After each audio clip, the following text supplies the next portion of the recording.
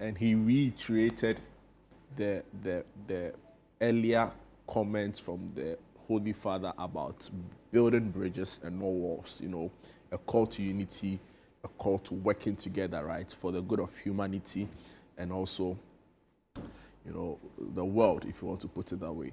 So yeah, that was really, really, and I was so amazed by the Catholic Church, right? The organization, the precision, it was so beautiful to watch the coordination, right? So all the priests, all the cardinals, grouped one way, world leaders, and like the procession, the quality of the organization. Catholics, I think you brightened the face of the Universal Church. It was shock. I said, "What? Sorry, it was beautiful to watch yesterday." Yes. One thing, I don't know if you saw the people holding white roses who had lined up. I didn't see that one. Okay, so they were refugees and the minority, illegal immigrants, squatters who were Pope Francis. That's basically his mission as Pope, to protect those people and bring them closer to him. So they were like, it was like, what do they call them, where you line up for? The procession? Yes, for the final procession when they took him out of the Vatican to go bury him. They lined up the streets holding the white roses. It was beautiful. It was so beautiful. It was beautiful. And I like the way... amazing pictures that were being shown all over. The red little... I forgot the name of the hats of the bishops and the cardinals and the popes, but it's beautiful. I was saying that I like the way the church rallied together, right? And for me, it speaks volumes to the man they were saying farewell to. The fact that even in his death, right, he was able to bring Trump, Zelensky, Macron, Keir Starmer, all the world leaders together, right? And that iconic photo for me of Trump and Zelensky, in the cathedral having a meeting, especially when we remember what happened prior, right, in the White House, and Vance is like, do you even own a suit, right? Have you ever said thank you before? Like all of that crazy thing that happened, that 50-minute, explosion. Then now, in the death of the man, we are seeing, a more some form of unity, united front in tackling some of the world's biggest issues right now, particularly the Russian-Ukraine war.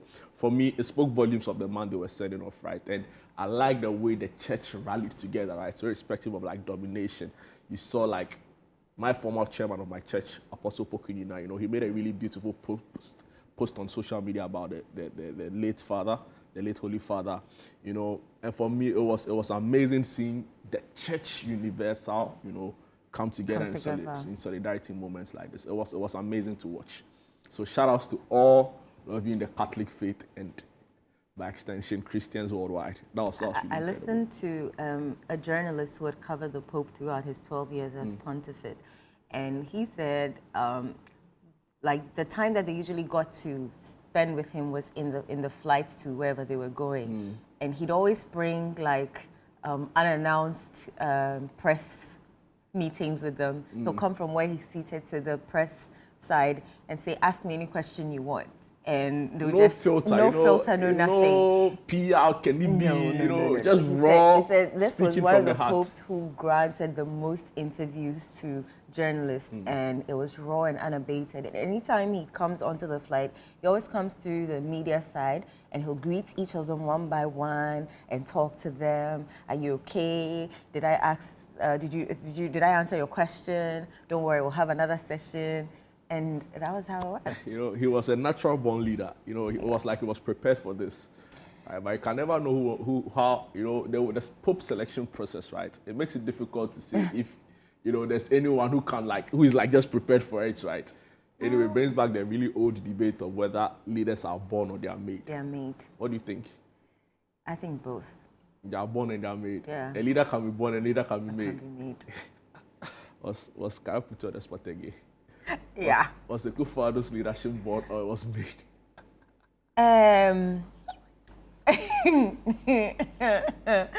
Judanke, you will not put me into temptation. I think he was a born leader. I think Nanado was a born leader, right? So, yeah. And he was also a made leader. Okay. So he was born in the sense that he's always been in leadership, right? Or every single time. He had a chance to even see it. Yeah, and he had you can say a fortunate upbringing, right? A privileged upbringing, right? But he also made himself in that, he fought And it's not even about Nanado, but I just digressed a little, but yeah. And nobody answer, so I have to answer that. You're on your own. Over 250,000 people watched this. It was amazing. Over 250,000 gathered to watch it. Yeah. A million plus across the world. Yeah, we watched it live. Yeah, I've seen the numbers on YouTube from like some of the major global news agencies who were streaming this. It was incredible.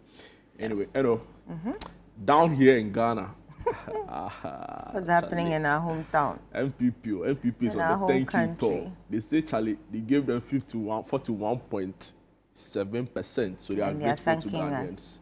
And the over 4.8 million. That's quite a number, right? Of Ghanaians who voted for them. So MPP ready to welcome back Alan and 4 other members. That's coming from the former communications director for the Bawumia campaign team, Dennis Miracles Abuaje. Also here, Tamale Teaching Hospital resumes full operations after doctors suspend strike.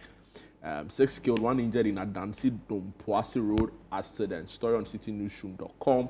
Also here, arrogance of power, e-levy, and the DDEP contributed to our loss in 2024. Dr. Bawumia speaking there. Bawumia to MPP, learn from the 2024 defeat, guard your utterances. That's coming from the former vice president. And also here, thank you, Thor, a political endorsement of Bawumia MPP group claims. Grant amnesty to Alan Polafoko, Ken Ejapon to MPP executives. Monitor CJ removal process keenly. The Ghana Bar Association president to members. Yesterday on the big issue, Amaleba was on, who's the Director General of the National Road Safety Authority, and he's been speaking on the CJ removal process. And he says, continue with your demonstration. The CJ removal process will proceed. That's Amaleba. Also here, reinstate sacked Tamale Teaching Hospital CEO and the Apia Kubi tells government. And some final stories here. Pope Francis laid to rest as 250,000 attend funeral mass. And the king is also in the news. Otunfo celebrates 25 years of transforming lives through his foundation. These are some of the big stories on citynewsroom.com. I'm on ChannelOneNews.com, the digit 1. Bawumia never supported e-levy. That's according to Miracles of Boache. TTH doctors, that's the Tamale Teaching Hospital doctors, have suspended their strike. They resume full services. Road users cry for help as Tema Harbour route deteriorates. Arrogance of power, high cost of living led to our defeat. That's according to Bawumia. GBA president urges lawyers to monitor CJ removal case. Stories you'll find on Channel One News are the stories. The chat, we used to rehearse in church. The composers recall humble beginnings. Our goal is to make an impact, not just money, the composers. 6 dead in fatal accident at Dumpoasi. Pope Francis reaches final resting place as 250,000 attend funeral service. Unemployment among Africa's youth, a ticking time bomb, Gatonye says. So, Takoradi residents call on government to fix Nkrumah Sino Hydro interchange. MOH launches mobile app for sale of health training admission forms. Vladimir, stop Trump on deadly Russian strikes on Kiev. And Atlantic Lithium appeals to government to help save Ghana's first lithium mine. And Ghana News Agency.org.gh. Some featured stories here. Sunyane Teaching Hospital introduces home care and 24-hour OPD services. That's coming from the CEO. Also here, the whole teaching hospital CEO calls for development of tertiary healthcare policy. We are hearing of the health CEO. Why are you laughing? Don't work and see. Mahama signs book of condolence for Pope Francis, and Parliamentary Select Committee on Health commends Confanote Teaching Hospital Management for good leadership. Good board operations will increase Ghana's reserve. Bank of Ghana governor speaking there. The president has declared July 1 as National Prayer and Thanksgiving Day.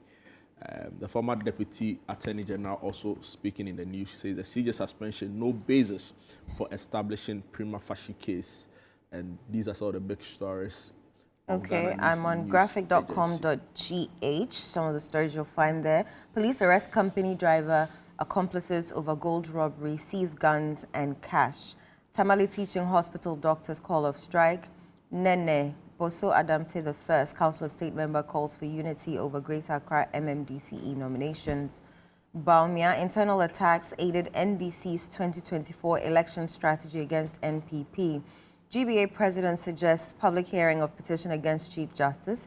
6 dead in Adansi Dumpoase crash involving VIP bus and Sprinter. July 1 declared Ghana's National Day of Prayer and Thanksgiving. Suspending Chief Justice Tokunu is nothing less than a judicial coup. Minority demands immediate reinstatement of Chief Justice Tokunu. Suspension of Chief Justice, an unpardonable affront to rule of law. That's according to the minority. Adieu, the People's Pope. And GBA cautions against politicization of Chief Justice Tokunu's suspension. Wow. Any other stories you want to touch on? Adieu, Jesus resurrected. Hey, my friend. You don't understand the French. Adieu means bye. Yeah, but you don't understand the full sentence I said. So what did you say? So instead of... So we'll see you after the resurrection. Thank you. I'm getting it right here. How we say it. So how do you say it? Hey. No, so how do we say it? You Google it. I told you. Write it in English and let them translate for you. Adieu, je n'ai pas résurrecté à Jésus. Je suis I am. What is I am doing in your sentence? Jésus. Is I am. What are you doing in your sentence? Hello, arrogance of power, e-levy, DDP contributed to our loss in 2024. Bawumia, except for the story reads, the 2024 presidential candidate of the New Patriotic Party, Dr. Mahamudu Bawumia, has attributed the party's defeat in the 2024 general elections to several factors, including the arrogance of power, the high cost of living, the failure to reshuffle government officials, the introduction of the e-levy, and the controversial haircut policy. According to him, these challenges left many Ghanaians struggling, particularly amid the IMF debt restructuring program. Dr. Bawumia made these remarks at the auditorium of the Takrady Technical University during the launch of his nationwide thank you tour. Addressing claims that blamed the party's defeat solely on his perceived religious affiliations, Dr. Bawumia emphasized that internal divisions and numerous uncompleted projects also contributed significantly to the NPP's loss. When you study all the reports we have so far, certain factors were highlighted.